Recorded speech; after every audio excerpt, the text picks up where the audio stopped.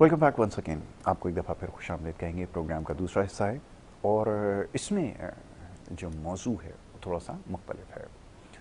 हम जैसे अभी कुछ देर पहले बात कर रहे थे रूहानी मामलात की, इसके साथ साथ एक और बड़ा मसला है वो नफ्सियाती मामलात का है। अब नफ्सियाती बीमारियों को हमारे यहाँ किस तरह देखा जाता है ये बड़ा अहम है। या आप ये समझ लीजिए कि बहुत सारी नफ्सियाती बीमारियों का हमें इल्म ही नहीं है कि ये नफ्सियाती मसला हो सकता है। अक्सर हम देखते हैं किसी शख्स के अंदर वो बात करते करते कहीं खो जाता है, खामोश हो जाता है, फिर जब वो बात करना शुरू करता है तो कोई और मौजू पे बात करना शुरू कर देता है। ये भी एक नफ्सियाती मसला है और इसमें सबसे जो अहम बात है समझने की वो ये कि सारी बीमारियां काबिल इलाज हैं और इसका इलाज किया जा सकता है। और ये भी याद रखिए कि उम्र के किसी भी हिस्से में किसी भी शख्स के साथ ये मसला हो सकता है। इसमें कोई शर्त नहीं है कि उम्र आपकी जो है वो 40 से ज़्यादा हो या 50 से ज़्यादा हो या 60 से ज़्यादा हो। चंद एक मखसूस बीमारियां होती हैं जो उम्र के साथ आ जाती हैं, लेकिन ज़रूरी ये है कि इसको पहले समझा जाए। और जैसे मैंने कहा, उम्र के किसी हिस्से में भी ये मसाइल आपको लाक हो सकते हैं। तो इन मौज़ूआत पर गुफ्तगू करने के लिए हमने मधु का रखा है। हमारे बड़े ख़ास मेहमान हैं। ये जुमे के रोज़ जो हमारा दूसरा सेगमेंट है हमने इसके लिए मख्तस किया है, जिसमें नफ्सियाती मसाइल के हवाले से गुफ्तगू हो रही है। आजकल बहुत सारे सवालात इस पर मौसूल होना शुरू हो गए हैं और ये बड़ी अच्छी बात है कि आगही लोगों तक पहुँच रही है और लोग अब अपनी बीमारियों के हवाले से सवालात भेज रहे हैं। जनाब शफीक यासीन डॉक्टर हमारे मुअज़्ज़ज़ मेहमान हैं, जो कि एक माहिर साइकियाट्रिस्ट हैं। बड़े अरसे पाकिस्तान से बाहर मुकीम रहे और दुनिया के मुख्तलिफ़ हिस्सों में आपने जो अपनी खिदमत सरअंजाम दी हैं। और इसके अलावा जो ह्यूमन साइकी है उसके ऊपर 2 किताबें भी तहरीर की हैं। इससे जुड़े जो मसाइल हैं उसके ऊपर में आपने बड़ी तफसील से तमाम चीज़ों को हाईलाइट किया है और तीसरी किताब भी जल्द शाया होने वाली है इंशाल्लाह। और कराची के इलाके नाज़िमाबाद में एक हॉस्पिटल आपने बनाया, शफीक यासीन हॉस्पिटल। उसके अंदर नफ्सियात से जुड़े जितने मसाइल हैं या ड्रग में मुब्तला जो लोग हैं उनकी ट्रीटमेंट हो रही है और बहुत अच्छे तरीके से हो रही है।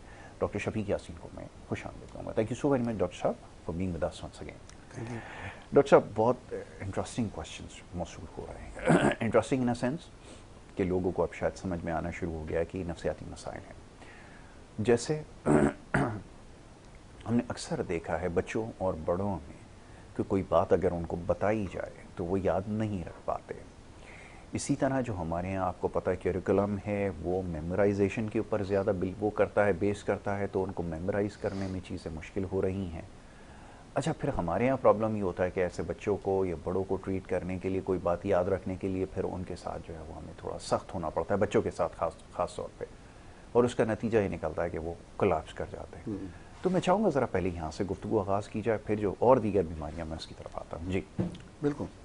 नहीं, अच्छा सवाल है। मेमोरी के हवाले से बच्चों में नहीं, बड़ों में, बूढ़ों में, मतलब ये तो बड़ी कॉमन प्रॉब्लम है। बच्चों को स्पेसिफिकली अगर लें तो बहुत से फैक्टर्स हैं जो मेमोरी इम्पेयरमेंट या मेमोरी के भूलने के इशू के हवाले से इम्पॉर्टेंट है। वही एक तो ये कि बच्चों का शौक़ पढ़ाई की तरफ, मेरा क्वेश्चन है कि क्या वो जस्तजू सीखने की, लर्निंग की, वो क्या वैसी ही है जैसे एक ज़माने में होती थी, या लोग कुछ बनना चाहते हैं, कोई कैरियर अचीव करना चाहते हैं। आई थिंक लोग अब ये देखने लगे हैं, बच्चे भी, मीडिया से के शॉर्टकट्स हैं, ये तरीके हैं आगे निकलने के। कई लोग ऐसे हैं जो टिकटॉक्स और डिफरेंट पॉइंट्स पे काफ़ी कुछ कमा लेते हैं, उनको दिखाया भी जाता है मीडिया पे। अब वो जो एक इम्प्रेशन था एक ज़माने में कि डॉक्टर्स इंजीनियर्स कमाते हैं, जी आप बड़े प्रोफेशन में हैं, उनकी इज्जत है, अच्छी गाड़ियों में फिरते हैं। मुझे लग रहा है कि वो शायद थोड़ा सा चेंज हो रहा है और एक सेंस ऑफ इनसिक्योरिटी भी बढ़ती जा रही है एजुकेशन के हवाले से कि कंपटीशन ज़्यादा है, बाहर निकलने के मौके जो थे एजुकेशन के हवाले से वो कम हो गए हैं। और इवन विद इन जो अनएम्प्लॉयमेंट और बेरोज़गारी बढ़ती जा रही है एम्प्लॉयड लोगों के लिए, वो बड़ा ही डिस्करेजिंग है। तो मेरे पास जब आते हैं लोग, तो जब मैं असल में एडल्ट से फिर बच्चों की तरफ कंपेयर करता हूँ कि यही वो बच्चे थे जो अब एडल्ट बन गए, उन्होंने डिग्रियाँ ली और वो किस पोजीशन में हैं। तो ज़ाहिर है उसका इफेक्ट तो आता है जब बच्चे भी देखते हैं कि यार आगे जाके ये हालात हैं, तो फिर वो इतना इंटरेस्ट शायद नहीं लेते। कुछ ऐसे बच्चे हैं जो अमीर माँ बाप के हैं, उन्होंने हाई बड़े अच्छे स्कूल्स में डाल दिया है बच्चों को, माँ और बाप दोनों बिजी हैं, उनकी तवज्जो इतनी नहीं है बच्चों की तरफ। और तवज्जो माँ बाप की होना बहुत बड़ी, बहुत इंपॉर्टेंट है उसका। सिर्फ ये कि सारे स्कूल पे ही जिम्मेदारी छोड़ देना एजुकेशन के लिए, मैं समझता हूँ काफ़ी नहीं है। और ये भी एक और वजह है जहाँ पर प्रॉब्लम्स आ रहे हैं, क्योंकि कुछ डिकेड्स आप पीछे चले गए, 30 साल पीछे या 40 साल पहले, तो माँ हाउस वाइफ होती थी, ज़्यादातर टाइम बच्चों पे स्पेंड करती थी, बाप कमाता था, माँ की पूरी तवज्जो बच्चों पे होती थी कि वही स्कूल से आ रहे हैं तो उन्होंने क्या पढ़ा है, कितना सीखा है, कल उनका होमवर्क क्या है, वो टेंशन थी। अब मुझे लग रहा है वो थोड़ी कम हुई है। फिर मसला कोविड ने भी थोड़ा ख़राब कर दिया कि भाई घर बैठ गए बच्चे और वो इतने अरसे तक स्कूल नहीं गए, एक जो ना कंसिस्टेंसी टूटी है, और फिर मेरे ख्याल में उस पर फ़र्क पड़ा। और एक और जो मेजर फ़र्क आया है ना, वो जो मैं देख रहा हूँ यूनिवर्सिटीज़ के लेवल पे तो था, लेकिन फिर हाई स्कूल्स और इवन 6ठी 7वीं 8वीं ग्रेड्स तक आ गया, वो है सब्सटेंस अब्यूज़ या नशे के प्रॉब्लम्स। ये जो है बहुत बड़ा मामला है जिसकी वजह से, और ये इसीलिए प्रोवाइड होती हैं, इतना ज़्यादा बड़ा और एक्सपेंसिव स्कूल होगा, जितना ज़्यादा पे कर रहे हैं पेरेंट्स, रिस्क वहाँ पे उतना ही ज़्यादा है कि ड्रग्स के इश्यूज आ सकते हैं। अनफॉर्चुनेटली जो ड्रग डीलर्स भी हैं वो टारगेट करते हैं ऐसी जगहों को जहाँ पे उनको ऐसे कस्टमर्स मिल जाएं, ऐसे बच्चे मिल जाएं जो पे कर सकते हैं और जिनके जेब में पैसे हों। तो ये भी एक इशू है, मैं समझता हूँ बहुत बड़ा।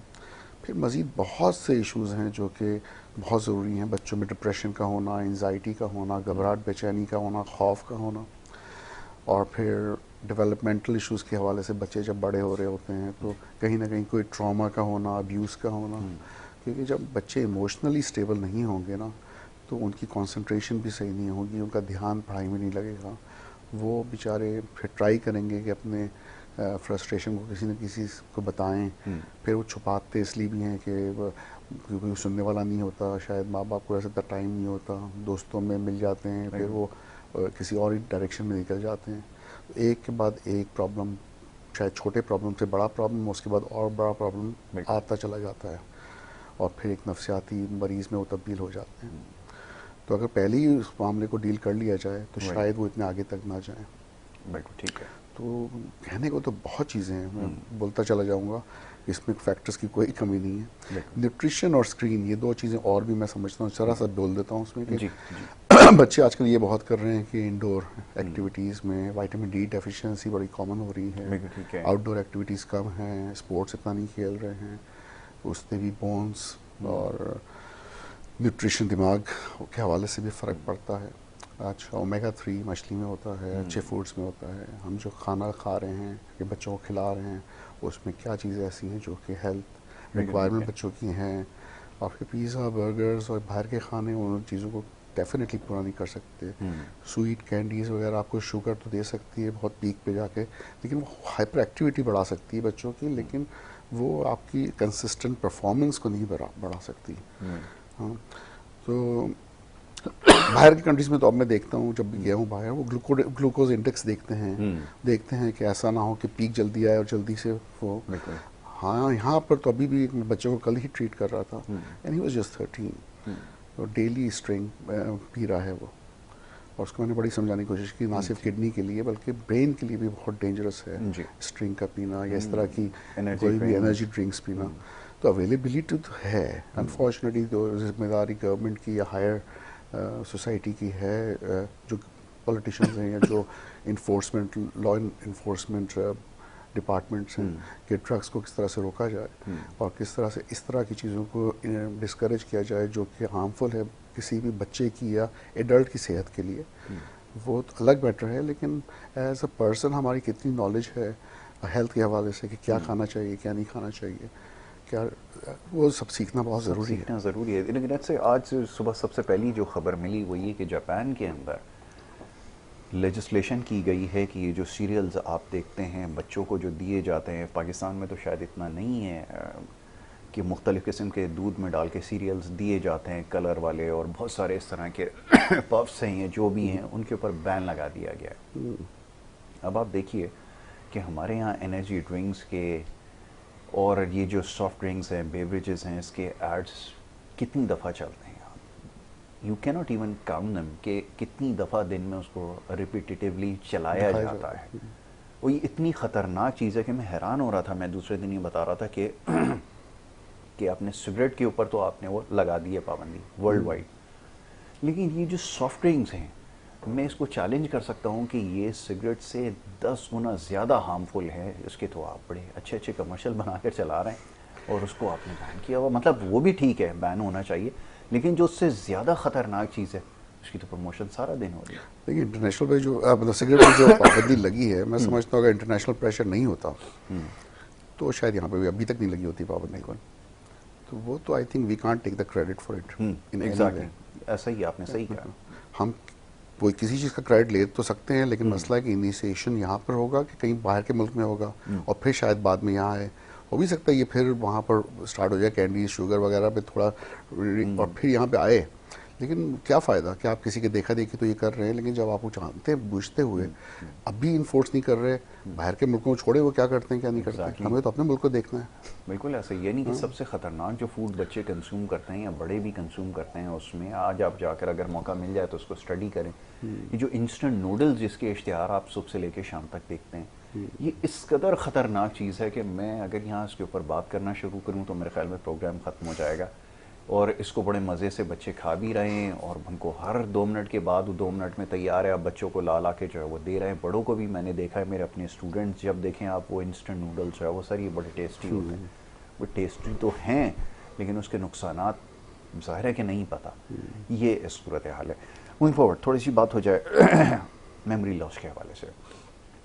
कुछ ऑब्जर्वेशन आपके सामने आई हैं विदाउट नेमिंग देम, लेकिन इसमें एक्चुअली होता क्या है मैं चाहूँगा थोड़ी सी बात हो जाए। कुछ लोग जो है उसको ख़ुद से डायग्नोस करने की कोशिश करते हैं। अब हमारे यहाँ क्योंकि अब टर्मिनोलॉजीज़ ज़्यादा हो गई हैं, लोग थ्रू सोशल मीडिया और ये गूगल के ज़रिए वो कर लेते हैं। डिमेंशिया हो गया, ये शॉर्ट टर्म मेमोरी लॉस के अंदर और बहुत सारे वो हैं।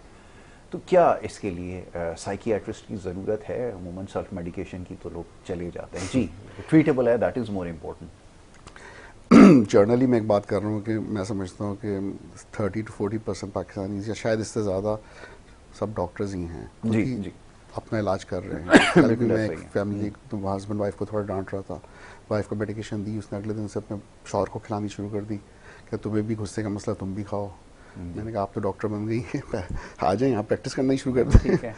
खैर, लेकिन बात यह है कि मेमोरी लॉस जो है उसका असेसमेंट इतना सिंपल नहीं है। पहली चीज़ तो ये अच्छे अच्छे साइकाइट्रिस्ट, अच्छे अच्छे डॉक्टर्स कभी कभी थोड़ा सा खुद भी परेशान हो जाते हैं, इसलिए कि इट इज़ उसके अंदर ग्रे एरियाज़ हैं, उसके अंदर कुछ डिफ़िकल्टीज़ हैं जिसको देखना पड़ता है एक लेबल लगाने से पहले कि इसको डिमेंशिया हो गया है।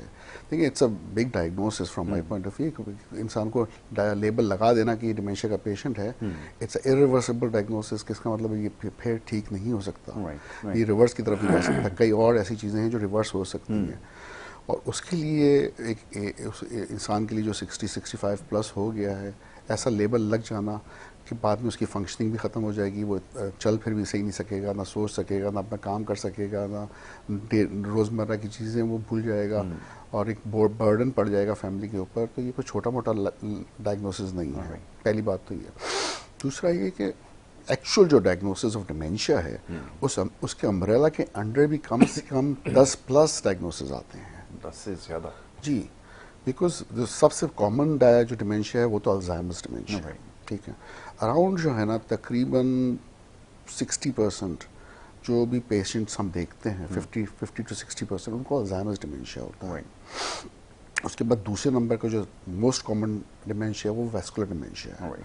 उसकी वजह होती है कि किसी इंसान में वैस्कुलर चेंजेस आ रहे हैं, ब्लड प्रेशर उसका हाई रह रहा है, कार्डियक प्रॉब्लम है और जब ब्लड प्रेशर शूट करता है और लोग हर वक्त तो ब्लड प्रेशर चेक नहीं करते, कभी कभार करते हैं, महीने में एक दफ़ा करते हैं, तो ये काफ़ी नहीं है।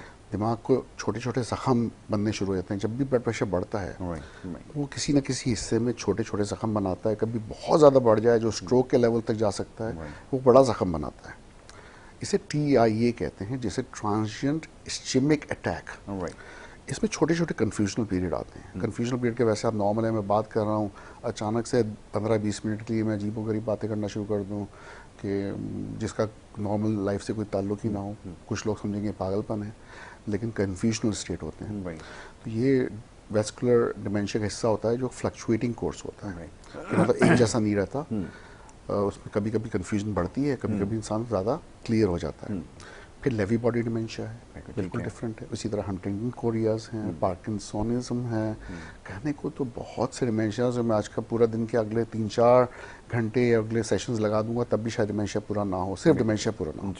लेकिन जब मैं बच्चों को पढ़ाता था मेडिकल कॉलेजेस में, मैं बच्चों को पढ़ाता था, मैंने कहा जब बूढ़ों का तुम इलाज करो तो 4 Ds याद रखने की ज़रूरत है। मैंने कहा वो क्या 4 Ds हैं? एक है डिल्यूजन्स, एक है डिलीरियम, एक है डिप्रेशन और एक है डिल्यूजन्स।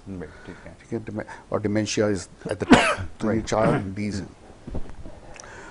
तो उसकी वजह थी कि जो बूढ़ों में ना प्रेजेंटेशन जवानों से डिफरेंट होती है काफ़ी, क्योंकि उनमें मेडिकल बीमारियां भी तो आ जाती हैं। किसी को डायबिटीज़ है, किसी को ब्लड प्रेशर है, किसी को इन्फेक्शंस हो रही हैं, किसी को थायराइड का प्रॉब्लम हो रहा है। तो कई दफ़ा थायराइड के प्रॉब्लम में भी मेमोरी का प्रॉब्लम हो सकता है। बिल्कुल हो सकता है। अगर TSH लेवल्स हाई हैं, थायराइड स्टिमुलेटिंग हार्मोन, तो उसमें भी इंसान भूल सकता है और याददाश्त कमज़ोर हो सकती है, डिप्रेशन में जा सकता है वो। इस तरह के बहुत से मेडिकल प्रॉब्लम्स हैं जो मेमोरी लॉस को कॉज कर सकते हैं, मेडिकल प्रॉब्लम। तो पेशेंट आया साइकियाट्रिस्ट के पास, उसको कराना चाहिए फिर ब्लड, CBC, लिवर फंक्शन वगैरह वगैरह जो भी टेस्ट रिक्वायर्ड हैं, और फिर देखना चाहिए कि क्या इसका ओरिजिन जो है वो ऑर्गेनिक है, मतलब मेडिकल है। क्या ये CT स्कैन MRI में चेंजेस आ रहे हैं, EEG में चेंजेस आ रहे हैं, तो वो देख सकता है कि हाँ ये डिलीरियम है। डिलीरियम का मतलब है कि किसी न किसी और मेडिकल प्रॉब्लम की वजह से याददाश्त का मसला हो रहा है। ये एक्चुअली डिमेंशिया है, और डिमेंशिया भी है तो किस स्टेज पे है, कि वो माइल्ड पे है, मॉडरेट पे है, सीवियर पे है, प्रोफाउंड पे है, उसका स्कोर क्या आ रहा है। उसके अंदर बड़े सारे टेस्ट होते हैं, सिर्फ CT स्कैन RMI नहीं होते हैं, बातों से 30 पॉइंट का स्कोर है, MMSE है, और वो अगर मैं करता हूँ, उसमें सवालात पूछता हूँ, उसकी ओरिएंटेशन चेक करता हूँ कि भाई आपको पता है आज दिन कौन सा है, आज महीना कौन सा चल रहा है, साल कौन सा चल रहा है, आप किस जगह बैठे हैं, किस फ्लोर पे बैठे हैं, वगैरह वगैरह। आप रजिस्ट्रेशन और रिकॉल करवा लें मेमोरी का, कि ये 3 अल्फाज मैं आपको याद करने के लिए दे रहा हूँ, आप मुझे रिकॉल करें।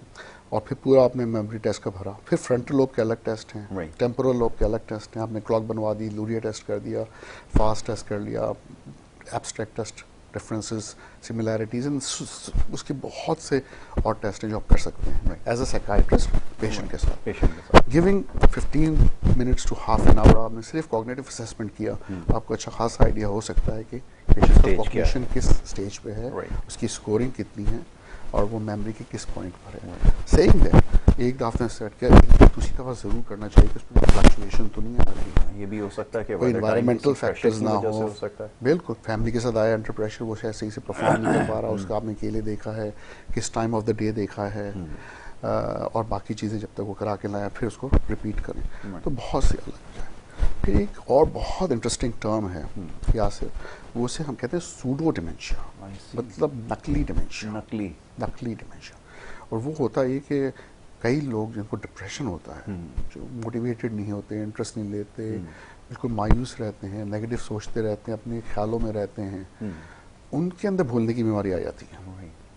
और क्या वो सोचने लगते हैं कि हाँ क्या हमें डिमेंशिया हो गया है, क्या मैं बूढ़ा हो गया हूँ, क्या मैं भूलने की बीमारी का मरीज़ बन गया हूँ। तो वो हमें एक्सक्लूड करना बड़ा ज़रूरी है कि कैसे एंजाइटी या डिप्रेशन होती है जिसकी वजह से, या कोई और साइकियाट्रिक प्रॉब्लम या नफ्सियाती प्रॉब्लम। अच्छा, चौथा मैंने वर्ड यूज़ किया था डिल्यूजन्स का, विच इज़ साइकोसिस। जब इंसान साइकोटिक होता है, जिसे हम पागलपन पाकिस्तान में कहते हैं ना, पागलों के डॉक्टर के पास जा रहे हैं आप दिखाने के लिए, बड़ा कॉमन टर्म है। जी, पागलों का डॉक्टर। ये समझने की जरूरत है कि पागलों का डॉक्टर जो है ना, वो सिर्फ पागलों का इलाज नहीं करता, बहुत सी चीज़ों का इलाज करता है। और जब पागलपन भी के अंदर भी बहुत सी कैटेगरीज है, इवन स्किज़ोफ्रेनिया जिस दिन हम करेंगे ना डिस्कस, तो आप हैरान होंगे कि कितने तरह के स्किज़ोफ्रेनियाज हैं, सिर्फ एक तरह का स्किज़ोफ्रेनिया नहीं है। तो इसके अंदर भी बहुत वैरायटीज़ हैं। तो लोग बड़ा सिंपल समझते हैं। अब यहाँ तो इतने सादे लोग हैं पाकिस्तान में माशाल्लाह से, कि उनको शायद यही नहीं पता कि साइकोलॉजिस्ट और साइकियाट्रिस्ट में फ़र्क क्या है। वो कहते हैं अच्छा, मैं समझता था कि साइकोलॉजिस्ट जो है ज़्यादा अच्छा इलाज कर सकती हैं। मैंने कहा ज़रूर कर सकती हैं ये अच्छा इलाज, वो सिर्फ बातों का इलाज कर सकती हैं, वो आपसे सवाल पूछ सकती हैं आपको, लेकिन she can not prescribe medication. उन्होंने MBBS डिग्री नहीं ली, उन्होंने आगे फेलोशिप नहीं की है, मेंबरशिप नहीं की साइकेट्री में, तो but she might be very professional in one type of therapy, या बिहेवियर थेरेपी हो गई, या कॉग्निटिव थेरेपी हो गई, एंगर मैनेजमेंट हो गया, लेकिन इसका मतलब नहीं कि overall she can deal with a lot of different medical issues जो मेडिकल नहीं कर सकते। लोगों को समझने की जरूरत है कि साइकाइट्रिस्ट और साइकोलॉजिस्ट में बहुत फर्क। Coming back to dementia, yes, तो इन इजी वर्ड लोगों को ज़्यादा कंफ्यूज नहीं करते हुए, बहुत से असेसमेंट्स की ज़रूरत होती है, तब जाके आप डायग्नोस करते हैं कि ये बीमारी क्या है, भूलने की वजह क्या है, और इसको फिर किस तरह से ट्रीट करना है। एक कॉलर को शामिल करें, श्योर, डिस्कशन जारी रखते हैं। जी अस्सलाम वालेकुम। अस्सलाम वालेकुम। जी वालेकुम अस्सलाम। कैसे हैं? मैं खैरियत से। डॉक्टर शफीक साहब आए हुए, इनको बहुत बहुत सलाम इनकी खिदमत में। अच्छा जी, ये बताइए, ये जो जहनी उलझनों में दबाव, बेरोजगारी हमारे मुल्क में, माशी डस्टिन शहर में पूरे, ऐसा लगता है कि हम मंजोदाड़ों में रह रहे हैं। Very right. तो और ये जो हमारे मेयर साहब हैं, मैं इनसे रिक्वेस्ट करूंगा कि ये कभी गुलजार हिजरी पे आए, ऑपरेशन करें, पता चले कि ये किस तरह का काम है। रेती बजरी के ट्रक, दुनिया जहाँ की चौकों के ऊपर आप देखें ठेले खड़े हुए, रोड ब्लॉक हो रहे हैं। मेयर साहब कहते हैं हम कराची को खूबसूरत करेंगे। हर मेयर ने ये कहा, बिल्कुल ऐसा ही है। पहले जितने मेयर आए साहब, बिल्कुल बिल्कुल सबने ये दावे किए। मुझे लगता है कि कराची को खंडात बनाने में हर मेयर की बिल्कुल बिल्कुल राज साहब, thank you so very much, बहुत शुक्रिया। मैं आपकी बात बिल्कुल समझता हूँ, आपकी बात से बिल्कुल 100% मुत्तफ़िक़ हूँ। मेरे भी ख़यालात ज़्यादा मुख्तलिफ नहीं हैं। जो बात आपने कही है उससे बिल्कुल हम मुत्तफ़िक़ हैं। तमाम सेगमेंट जो है वो थोड़ा सा नफ्सियात के हवाले से, ये बात आपकी बिल्कुल दुरुस्त है। आपने जो निशानदेही की है, ये मामलात ही नफ्सियाती मसाइल को जन्म देते हैं। अभी मैं खुद, तबीयत मेरी ऐसी है कि मैं ज़्यादा लंबी बात नहीं कर सकता। उसकी वजह भी यही है, ये जो मौसम का असर जिसकी हम रोज़ाना बात कर रहे हैं, उसका ही हम शिकार हो गए हैं और इससे नहीं बच सकते। मैं देखने में आपको बिल्कुल एक फिटफाट आदमी नज़र आता हूँगा, लेकिन मैं भी इन बीमारियों से नहीं बच पाता। जो मुकम्मल परहेज़ करता है चीनी से और न जाने कितनी चीज़ों से, जो एक आम आदमी नहीं करता, लेकिन उसके बावजूद भी मैं बीमारियों का शिकार रहता हूँ। ये जो वायरल और ये जिस तरह के इन्फ्लुएंजाज हैं वो मुझ पर अटैक करते हैं। तो आप ये सोच सकते हैं कि एक आदमी जो कि इन तमाम चीज़ों का ख्याल अपनी सेहत का नहीं रखता, उसके साथ क्या मामला होगा। ये बात बिल्कुल सही है, आप इससे नहीं बच सकते। बात जारी रखते हैं। एक ब्रेक के लिए डॉक्टर साहब कहा जा रहा है, एक छोटी सी ब्रेक यहाँ पर लेंगे। ब्रेक के बाद वापस आते हैं, नफसियाती मसाइल के हवाले से गुफ्तगू जारी रहेगी। आप देखते रहिए हमारा प्रोग्राम।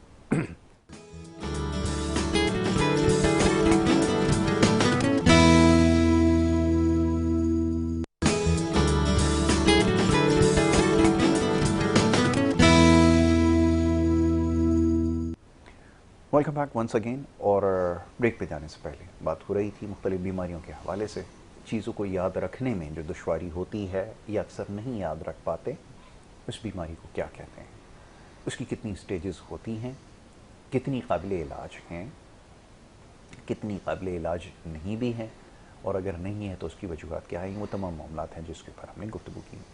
इसके अलावा बहुत सारे और मसाइल हैं जो अभी हालिया दिनों में जन्म ले रहे हैं। डॉक्टर साहब, अभी कुछ देर पहले कॉलर आए, उन्होंने जिसकी निशानदेही की कि हम जहाँ रहते हैं इकोनॉमिक क्राइसिस है, चैलेंजेस हैं, पूरा सिस्टम डिसऑर्डर नज़र आता है, सड़कों पे ट्रैफिक डिसऑर्डर है, किसी भी जगह जाएं कोई चीज़ ऑर्डर में नहीं है।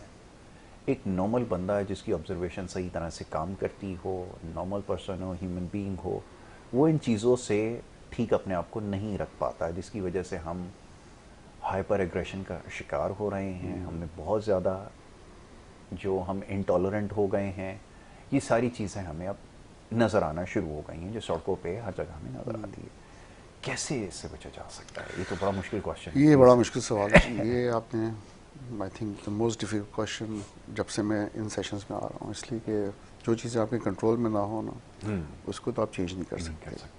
तो मैं आमतौर पर इसका जवाब ऐसे देता हूँ कि इंसान की जो नफ्सियात है वो जिस पे बेस करती है खुशी या गम या फिर आपकी एंजाइटी, घबराहट, जिससे वो परसीव करता है सोचने के अंदाज से, वो एक्सट्रिंसिक फैक्टर्स का मतलब है कि जो बाहर की दुनिया है, आप बाहर जो देख रहे हैं एनवायरनमेंट, उससे अफेक्ट तो करता है, लेकिन सबसे मोस्ट इम्पॉर्टेंट पार्ट होता है इंट्रिंसिक फैक्टर, कि आपके अंदर, दिल के अंदर कि आप खुश हैं, अपने एनवायरनमेंट से खुश हैं, अपने आप से खुश हैं, मतलब आपकी जो सोच है वो अंदरूनी जो सोच है ना, जिसको मैं कहना चाह रहा हूँ कि वो अपनी रिलेशनशिप, अपने personal decisions, problem solving skills कि किस तरह से अपनी प्रॉब्लम को सॉल्व करता है, किस तरह से वो सोचता है कि ये चीज़ मैं अगर फेल कर जाता हूँ, ये फेलियर नहीं है, चैलेंजेस हैं। मतलब एक सोचने का अंदाज़ है कि नेगेटिविटी से आप डिफरेंट वर्ड यूज़ करें और डिफरेंट उसका तरीका लें, क्योंकि एक चीज़ फेलियर हो जाती है, आपने एंड ही कर दिया कि मैं फेल हो गया हूँ, लेकिन उसी चीज़ को आप चैलेंज लेके करते हैं ना, तो आप क्या कहते हैं कि इससे मैंने कुछ सीखा, चाहे मैं वो आउटकम अचीव नहीं कर सका उससे, लेकिन मैं फिर ट्राई करूँगा और इससे बेहतर मैंने जो सीखा है उसको मैं इम्प्लीमेंट करूँगा, वो ऑल्टरनेट वे या डिफरेंट तरीका इस्तेमाल करूँगा इस दफ़ा जीतने का या सक्सीड करने का। अब जब हम फ्रस्ट्रेटेड कौम की बात कर रहे हैं यहाँ पे, जो कि इन्वायरमेंटल अफेक्ट्स की वजह से, माशी हालात की वजह से परेशान हैं, तो बहुत सी चीज़ें प्रॉब्लम सॉल्विंग स्किल्स के अंडर आती हैं जो हमें बैठ के सोचनी है कि क्या ऐसी चीज़ें हम चेंज कर सकते हैं अब जो हमारे कंट्रोल में हैं, जो शायद इस मौके को बेहतर बना दें हमारे लिए। और उसको तो एक्सेप्ट करना ही पड़ेगा जो हो रहा है, माशी हालात हैं या रोड्स पे जो मसले हैं, या लेकिन वो हम चेंज नहीं कर सकते, वो हायर डिपार्टमेंट्स का काम है, गवर्नमेंट का काम है, जो लॉ इन्फोर्समेंट एजेंसीज उनका काम है। लेकिन जो चीज़ आप चेंज कर सकते हैं उस पर काम करना ज़रूरी है। आपकी चादर कितनी है, कितने आप पाँव आपको फैलाने हैं, क्या आपकी जॉब जगह से करीब है। कल परसों में एक ऑपरेशन से बात कर रहा था, ही हैप्पी विद हिज जॉब, लेकिन वो अपना यहाँ से ट्रैवल करता है नॉर्थ कराची से DHA रोज़ और अपनी जॉब पे जाता है, वापस आता है। और दूसरा फैक्टर जो मुझे बता रहा था कि he used to be alcoholic, और अब जब वो DHA जाना शुरू हुआ है तो जिस दरवाजे से एंटर होता है जॉब के लिए, उसके कॉर्नर पे ही दरवाजे की एक शॉप है जो अल्कोहल बेच रहे हैं। लेफ़्ट साइड पे एक ज़मीन खाली है जिसमें खाली शराब की बोतलें पड़ी हुई हैं, और वो सिगरेट पीता है। जब वो ब्रेक के लिए बाहर आता है, लेफ़्ट मुड़ता है तो एक तरफ कुआं, एक तरफ खाई है। उसके रिमाइंडर्स दोनों तरफ मौजूद है। कह रहा है जब से मैंने जॉब स्टार्ट की है मैं सोचता हूँ कि मुझे शराब वापस से पीनी शुरू करनी चाहिए। Easily available, accessible, but visual उसके क्यूज़ आ रहे हैं। तो मैं ये कहना चाह रहा था, मैं इससे नहीं कर रहा था, लेकिन जब आपका एनवायरनमेंट आप पे अफेक्ट करने लगे तो फिर आपको कुछ चेंजेस रिक्वायर्ड होती हैं एट सम कॉस्ट के जो आपके लिए बेहतर हों। ट्रैवल कॉस्ट को ले लें, आप यहाँ से उतनी दूर जा रहे हैं, हो सकता है ट्रैवल कॉस्ट कम करके शायद थोड़ी सी कम सैलरी पे कोई इंसान जा रहा हो तो शायद वो ज़्यादा खुश रहे उधर, अपने अखराजात किसी तरह कुछ कम कर ले कुछ और चीज़ों पे। अब वही पेशेंट है, अगर वो शराब अफोर्ड कर सकता है तो हो सकता है कि शराब जब नहीं पीता वो उस वक्त तो कुछ सेविंग कर लेता और शायद आज हालात डिफरेंट होते। तो अच्छे हालात भी तो गुजरे हैं पाकिस्तान में, हर वक्त बुरे तो नहीं गुजरे। तो अगर उस वक्त किसी ने सेविंग नहीं की और खुला हाथ रखा और खर्चे कर दिए और अब परेशान है कि अब हालात बुरे हो गए हैं, तो यह हमें समझने की ज़रूरत है कि ये साइकिल तो आती रहती है दुनिया में, सिर्फ पाकिस्तान में नहीं। इकोनॉमिक क्राइसिस कोई पहली दफ़ा तो नहीं आए हैं। वर्ल्ड वॉर 1 और World 2 की एग्जाम्पल ले लो तो शायद हम अभी भी बहुत लकी हैं उन लोगों के कंपैरिजन में जो इतने लोग मारे गए वर्ल्ड वॉर 1 में और 2 में। इतनी मुल्कों में जंगें हुई, उस ज़माने में लोगों ने हिजरत की और एक मुल्कों से दूसरे मुल्क गए और कितनी जानें चले गई। इवन पाकिस्तान की आज़ादी के टाइम पे देख लें। तो हमें अपने आप को कंपेयर करना चाहिए उन वक्त के साथ, उन हालात के साथ कि वहाँ लोगों ने कैसे सर्वाइव किया, फिर वो कैसे उठे। तो as an individual I think वो कंपैरिजन ज़रूरी है, और फिर हमें विद इन लिमिट्स अपने आप के अंदर पॉजिटिव चेंजेस लेके आनी है, वो ज़रूरी है आई थिंक।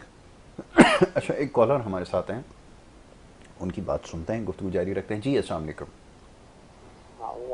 वालेकुम अस्सलाम जी साहब, ये आज आपके कंसल्टेंट आए हुए डॉक्टर साहब, तो मुझे इनसे ये बात पूछनी है कि हमारे माशरे में जो बहुत सारी चीज़ें हो रही हैं तो इसका हम किस तरह से सदेबाप कर सकते हैं। ये मेरी तो एक ही रिक्वेस्ट है कि जितने भी हमारे रोड स्ट्रीट पे लाइटें ना होना, घर से जब आदमी सुबह निकलता है तो कचरा कुंडियों के पास से गुजर रहा होता है, तो ये दिमागी टेंशन सुबह ही लेके वो अपने दफ्तर जा रहा होता है, तो धूल मिट्टी जैसे चलाता है किसी कॉलर ने कहा था। तो एक सबसे बड़ी बात यह है कि हमारे यहाँ माशरे में जो सबसे ज्यादा ये नफसियाती मसाइल पैदा हो रहे हैं वो इसी वजह से हो रहे हैं। ना लाइट होती है घर पे जाने के बाद, तो दूसरे पानी बिल्कुल का ऐसा ही है, मसला बिल्कुल अच्छी बिल्कुल शहरी। जनाब, अब आपने ये बिल्कुल एक ठीक चीज कहा, आपकी बताइए बात कि बिल्कुल जो सही है। मेरे को ब्लड मैं प्रेशर आपकी है बात से मुत्तफिक हूँ। वक्त वो मेरे हो पास रहा है। कम है, कॉल महदूद करूँगा, मैं कॉल ड्रॉप कर दें। बहुत शुक्रिया मेरे भाई, बड़ी नवाजिश आपकी, आपने बड़े अच्छे मामलात की निशानदेही की। यही मौजूद ज़ेर बहस है। अगर आप गुफ्तगू हमारी सुन रहे हैं तो हम इसी चीज़ की निशानदेही कर रहे हैं कि हालात तो अपनी जगह मौजूद हैं लेकिन हमने उसको कैसे ओवरकम करना, ये बात हो रही थी। जी डॉक्टर साहब, ऐसा ही है।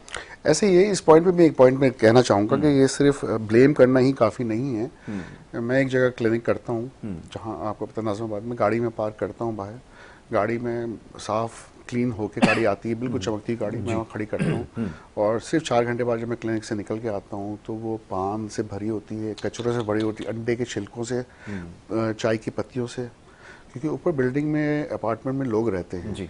वो बिन में नहीं कचरा डालते, सीधा खिड़की से बाहर फेंकते हैं। तो ये हमें समझने की ज़रूरत है कि हम कचरा कुंडी तो देख रहे हैं लेकिन सारा काम गवर्नमेंट का नहीं है, सारा काम हमारा भी है। हर इंसान को अपने कचरे को संभालना है। जापान में चले उसको ये अवेयरनेस नहीं है, ज़ीरो है।